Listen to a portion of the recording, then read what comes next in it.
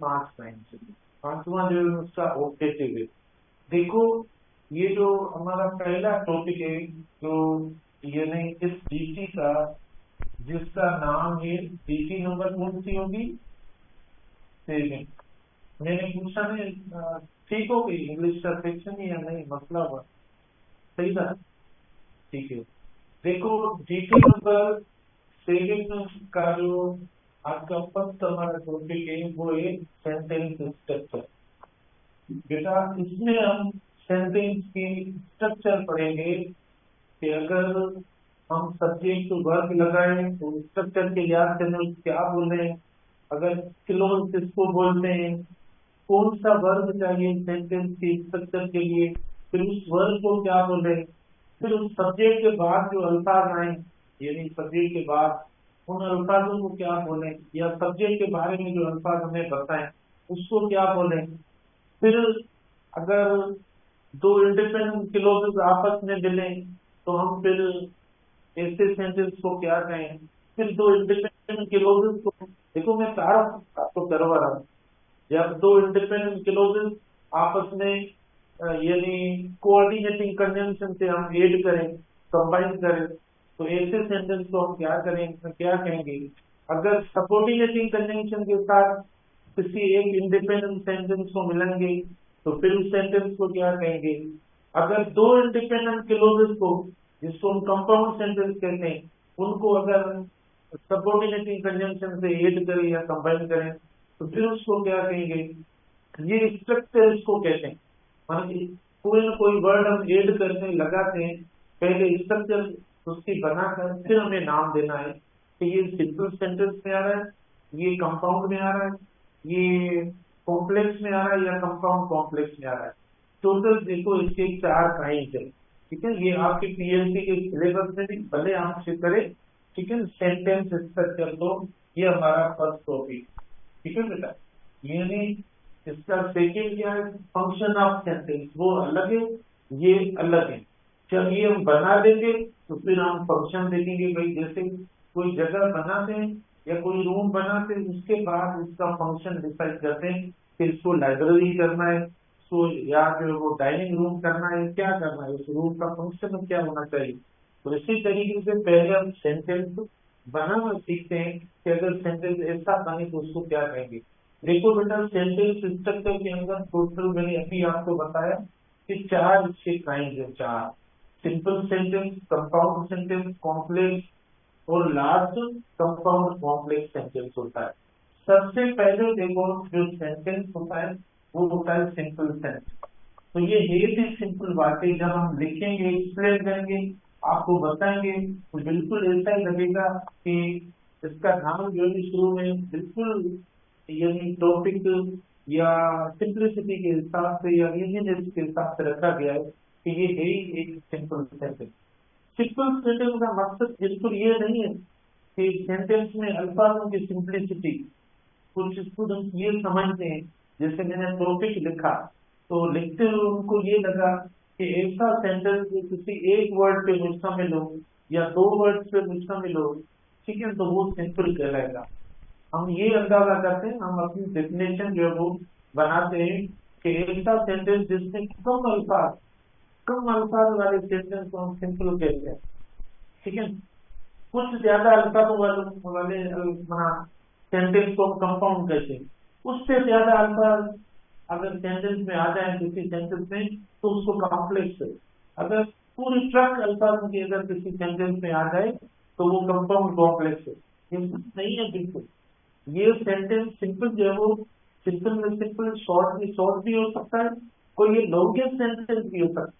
आपकी मर्जी, ये जितना बड़ा सेंटेंस आप बना सकते हैं, लेकिन सिंपल सेंटेंस की जो फंडामेंटल रिक्वायरमेंट है, जो फंडामेंटल या इनका जरूरी जो चीज है ना वो होनी चाहिए। उसके बाद सेंटेंस में आप बाकी जो पार्ट्स ऑफ स्पीच है उनसे पहले आप जितना भी सेंटेंस लॉन्ग करें कर सकते हो। एडजेक्टिव जितने लग रहे हैं लगा लो, एडवर्ब्स लग रहे हैं लगा लो, प्रीपोजिशन लग रहे हैं, नाउन्स लग रहे हैं, मतलब जितने भी बाकी अल्फाज अगर रिक्वायर्ड सेंटेंस बन रहा है आपका, जा रहा है आगे, भले बन रहा है।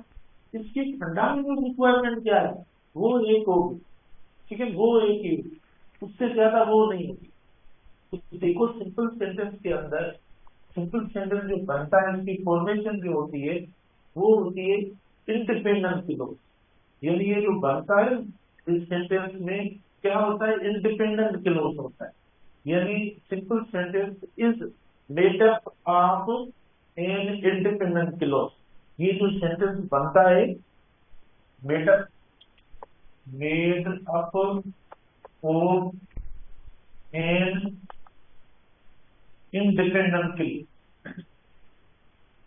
ठीक है ना। यानी ये सेंटेंस जो बनता है वो इंडिपेंडेंट क्लोज से बनता, मतलब इसके अंदर एक क्लोज होता है। Simple sentence has only one clause and that clause is called or known as an independent clause. Independent यानी सिंपल सेंटेंस में एक ही क्लोज होता है और उस क्लोज का जो नाम होता है वो इंडिपेंडेंट क्लोज होता है। यानी ये सेंटेंस कोई डिपेंडेंट क्लोज कैरी नहीं करता। इसका मतलब हुआ इसमें कोई डिपेंडेंट क्लोज नहीं होगा, एक ही क्लोज होगा जो कि इंडिपेंडेंट क्लोज होगा, तो उसी को ही हम सेंटेंस कहते हैं।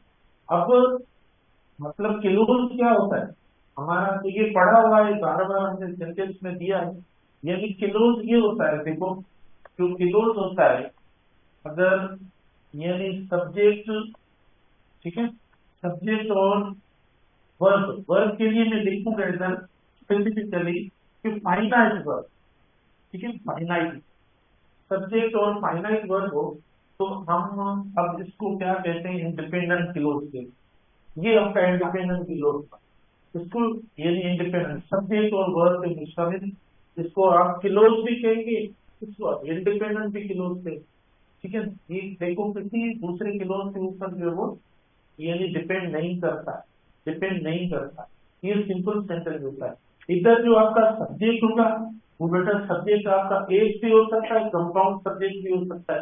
कंपाउंड सब्जेक्ट कैसे, जैसे मिसाल के तौर पर यू एंड आई आपने लिख लिया, या दो या तीन अल्फाज लिख लिया, प्लूरल लिख लिया, सब्जेक्ट की नेचर कैसी भी हो सकती है।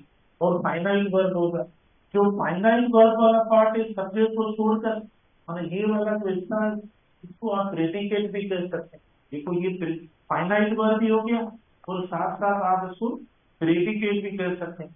जो प्रेडिकेट होता है वो फाइनाइट वर्ब वाला हिस्सा जो है ना, जो सब्जेक्ट के बारे में हमें बताएं। पहले ये एलिमेंट समझ लो, अगर आपको एक सिंपल सेंटेंस समझ में आ गया फिर कंपाउंड कॉम्प्लेक्स क्या है, एक ये होगा दूसरा कोई, मतलब दो सेंटेंस आपस में मिलाएंगे ऐसे सिंपल वाले, कंपाउंड हो जाएगा, ठीक है। इसी तरीके से आगे हम किसी भी एक इंडिपेंडेंट के साथ डिपेंडेंट मिलाएंगे, कॉम्प्लेक्स बन जाएगा। बहुत आसान है, कुछ भी नहीं।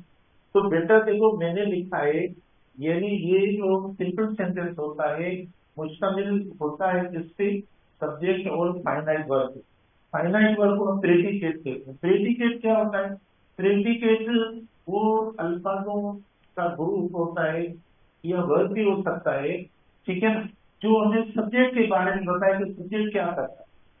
सिंपल सी डेफिनेशन है कि जो सब्जेक्ट के बारे में बताए कि सब्जेक्ट का एक्शन क्या है, वो कौन सा एक्शन परफॉर्म कर रहा है, उसको प्रेडिकेट कहते हैं। यानी दूसरे अल्फाजों में सब्जेक्ट को छोड़कर, सब्जेक्ट को माइनस करके बाकी जो भी अल्फाज हैं वो प्रेडिकेट, सब्जेक्ट को छोड़कर दूसरी डेफिनेशन इसकी ये कि सब्जेक्ट को छोड़कर बाकी जो भी अल्फाज हैं वो आपके प्रेडिकेट में आते हैं। अब प्रेडिकेट देखो, मतलब ये सारी चीजें समझ लो पहले। प्रेडिकेट छोड़कर मतलब इस तरफ भी अल्फाज आ सकते हैं, राइट साइड पे भी आ सकते हैं, सब्जेक्ट के राइट साइड पे भी अल्फाज आ सकते हैं, लेफ्ट साइड में भी आ सकते हैं। आपने देखा होगा कभी कभी जो एडवर्ब होता है ना, कभी कभी देखो वो सब्जेक्ट के लेफ्ट साइड पे भी आ जाता है, प्रीपोजिशनल फ्रेज देखो, तो अब वो वर्ब के साथ लगा होता है। मैं बता रहा हूँ, देखो ना, हमें ये लगता है कि सिर्फ सब्जेक्ट को छोड़कर राइट साइड, देखो ये राइट साइड इंग्लिश में हम लिखना शुरू करते हैं लेफ्ट साइड, तो इस तरफ जो आते हैं अल्फाज हम बोलते हैं वही प्रेडिकेट में आते हैं। लेकिन इधर जो अल्फाज है फिर उनको क्या, कौन सा नाम है, वही भी प्रेडिकेट है। तो सेम आप इस तरफ भी लिख सकते हो, इस तरफ भी लिख सकते हो। तो इसीलिए यहाँ पर भी सब्जेक्ट के अलावा जो अल्फाज आते हैं प्रीपोजिशनल फ्रेज आ जाता है, एडवर्ब आ जाते हैं, अल्फाज आते हैं, तो वो भी इसी तरीके के इसमें शामिल होते हैं।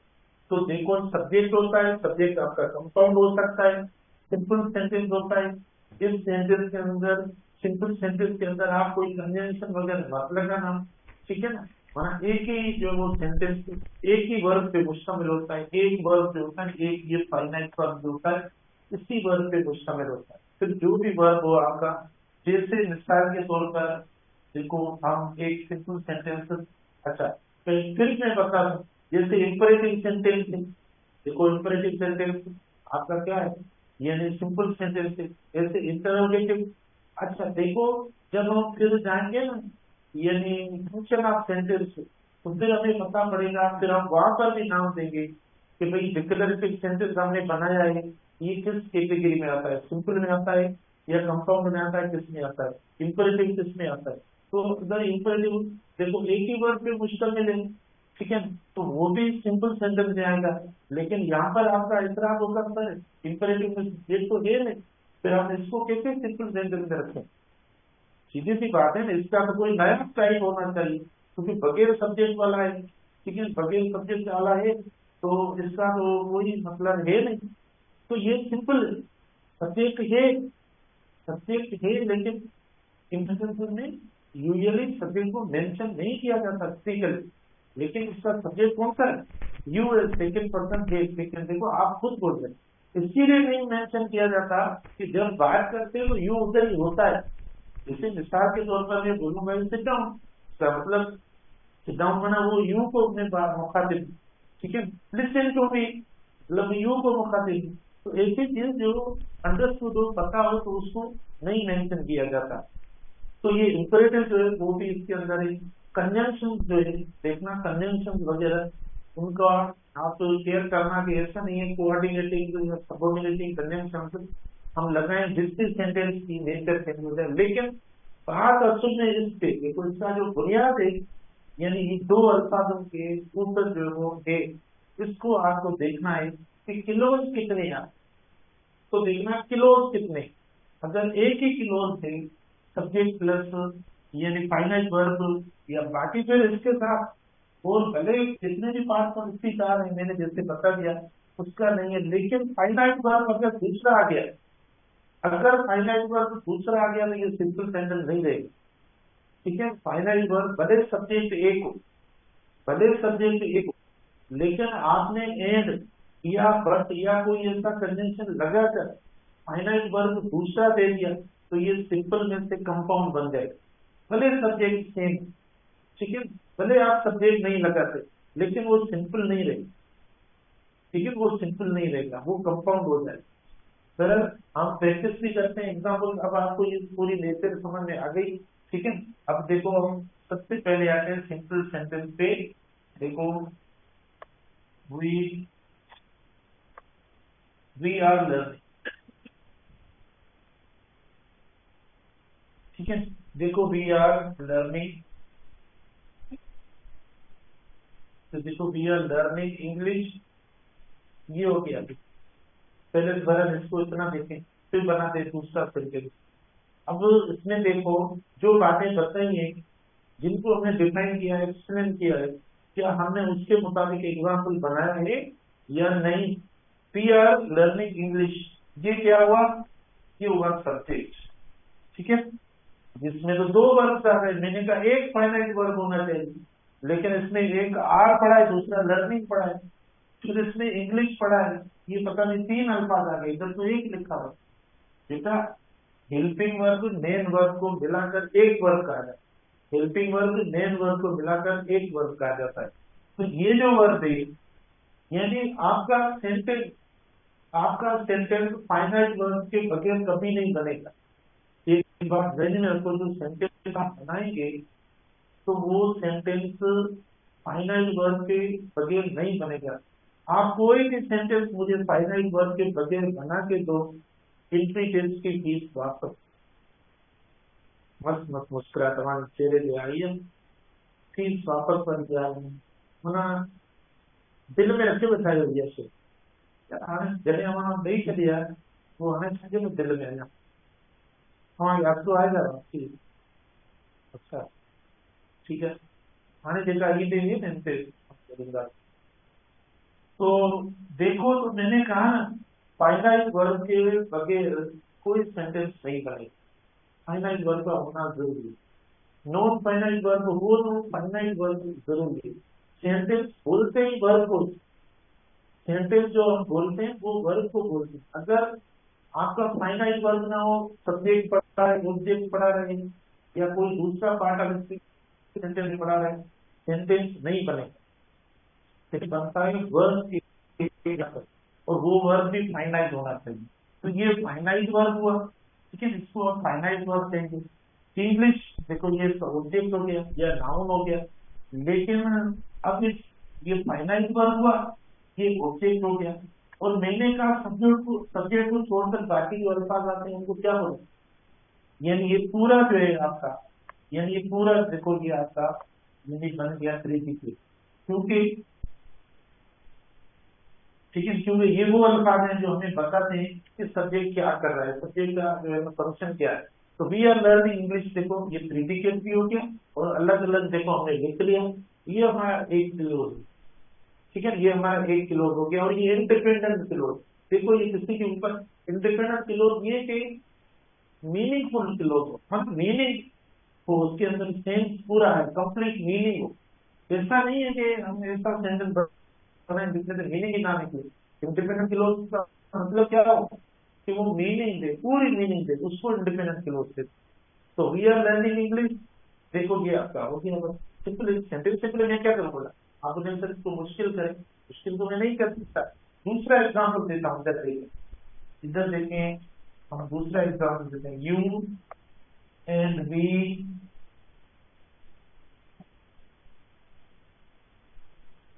learn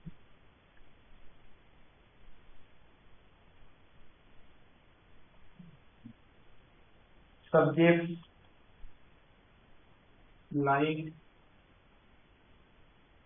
English,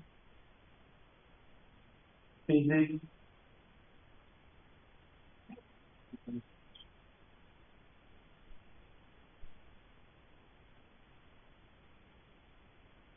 English, physics, chemistry and biology, ठीक है। You and we learn subjects like English, physics, chemistry and biology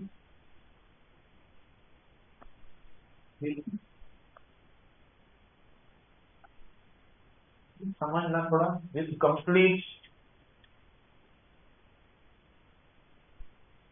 complete with scripts to to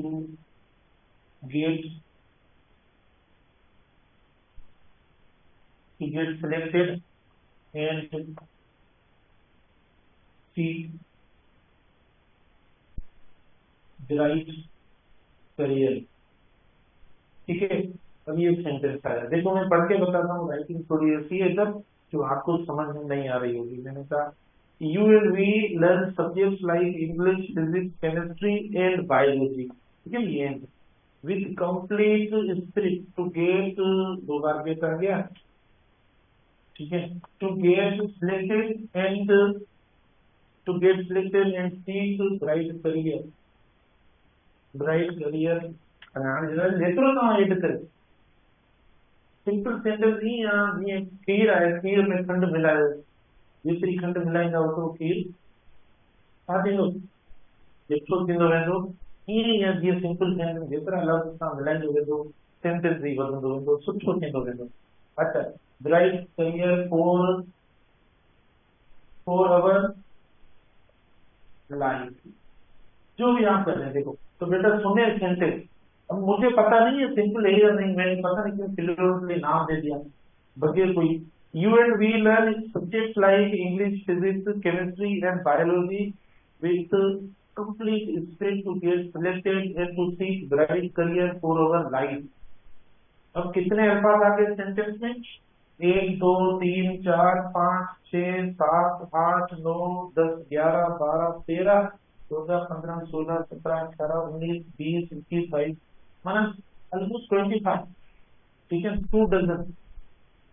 तो आप देखिए, मतलब ये भी सेंटेंस पता नहीं। अब एक बात आप थोड़ी शायद आपको लग रहा होगा, जैसे आपने कहा कि सिंपल सेंटेंस जो होगा उसमें कंजंक्शन नहीं होंगे, माना कोऑर्डिनेटिंग कंजंक्शन या कोई सबऑर्डिनेटिंग कंजंक्शन, ये कंजंक्शन नहीं होगा क्योंकि वो सिंपल होगा। लेकिन आपने देखो इधर एंड इस्तेमाल किया, ये एंड नजर आ रहा है, एंड एंड को ठीक है।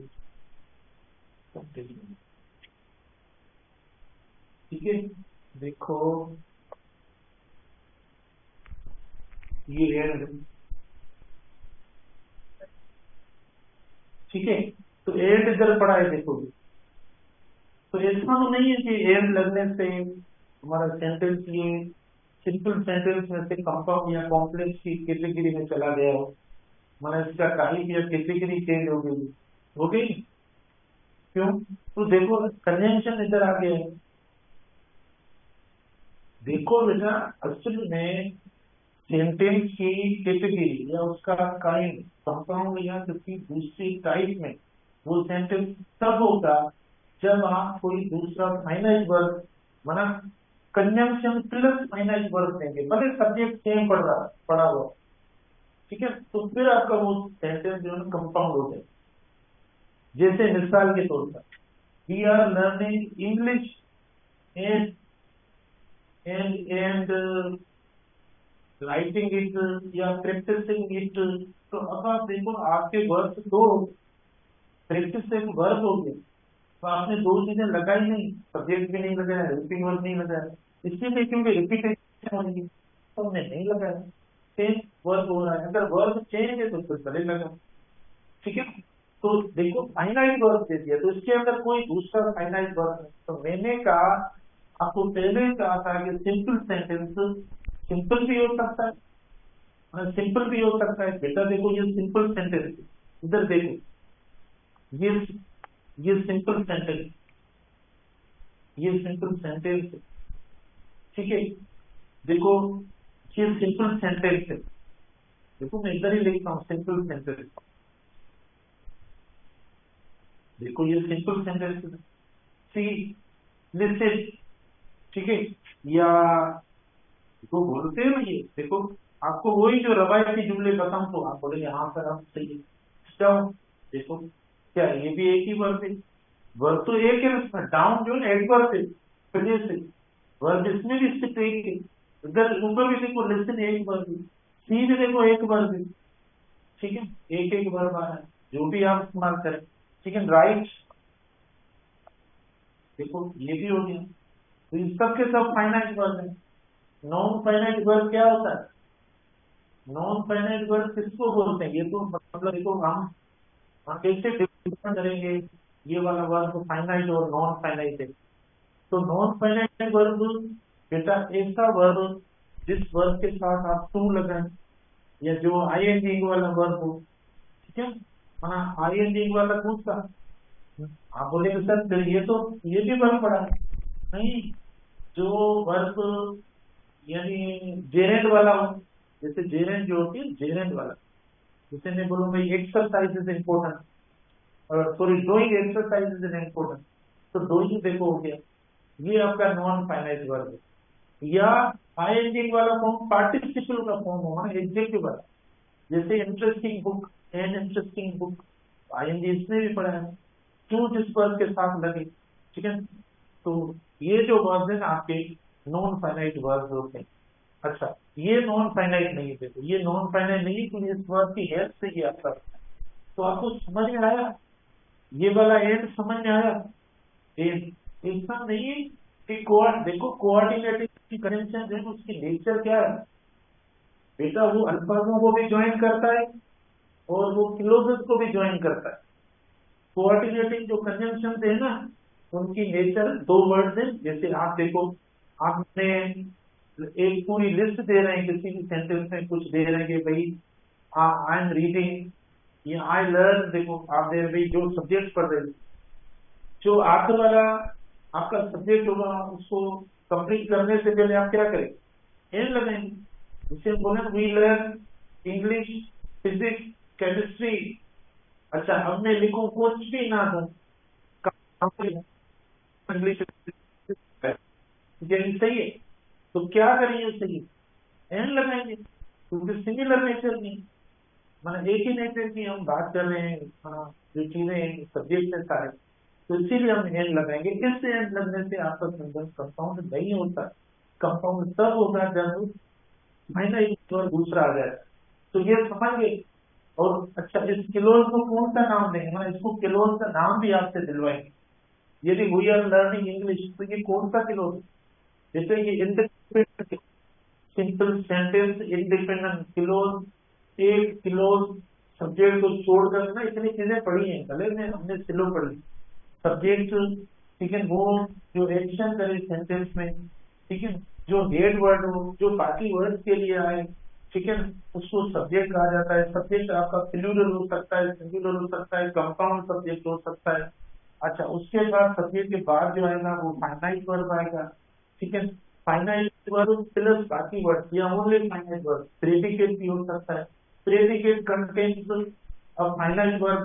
प्रेडिकेट कभी भी जो ऐसा नहीं है कि आप क्या कहे नॉन फाइनाइट वर्ब या किसी पर, देखो मिसाल के तौर पर वी आर लर्निंग इंग्लिश, ठीक है ना, विथ इंटरेस्ट। बेटा देखो, विथ इंटरेस्ट, तो किसके लिए पहले स्वागत हूँ, ठीक है।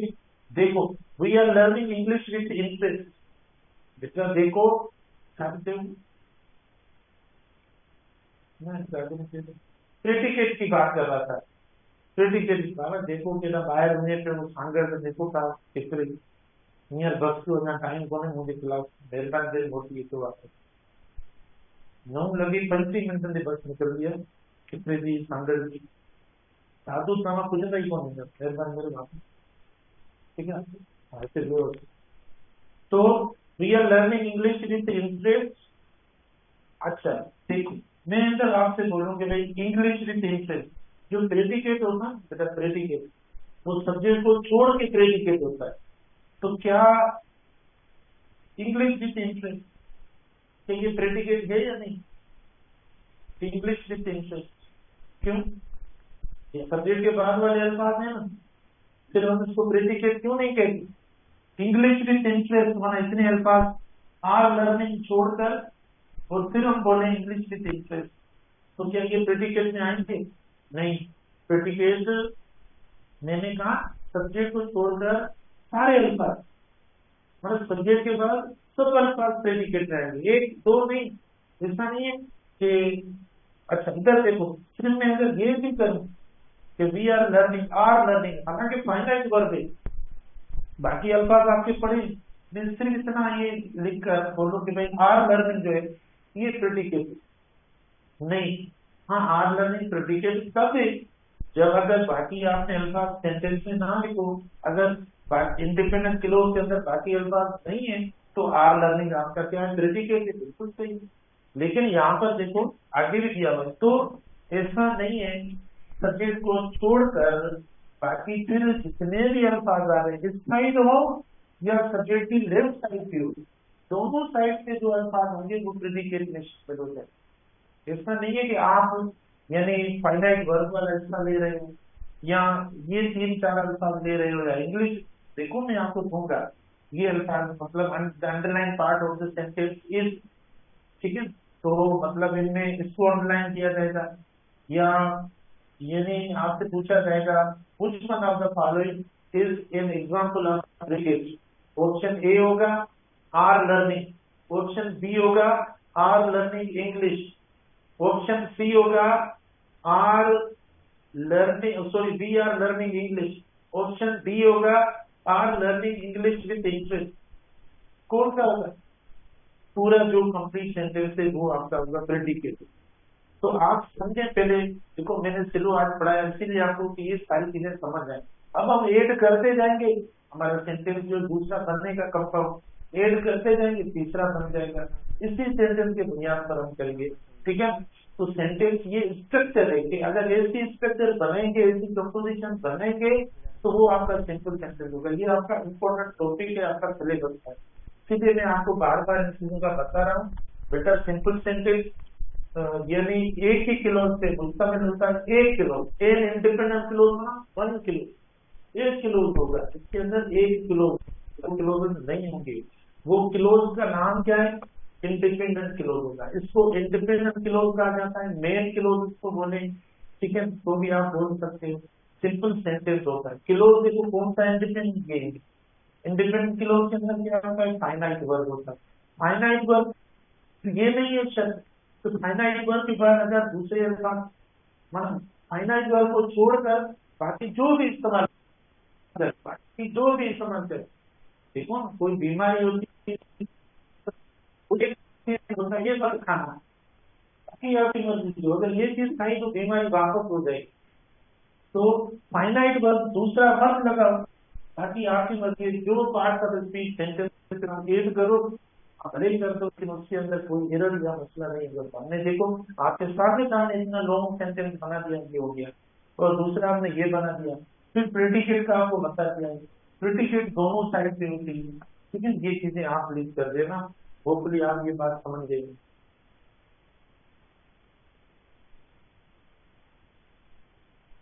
हाँ, टू टू किसे, टू, हाँ हाँ,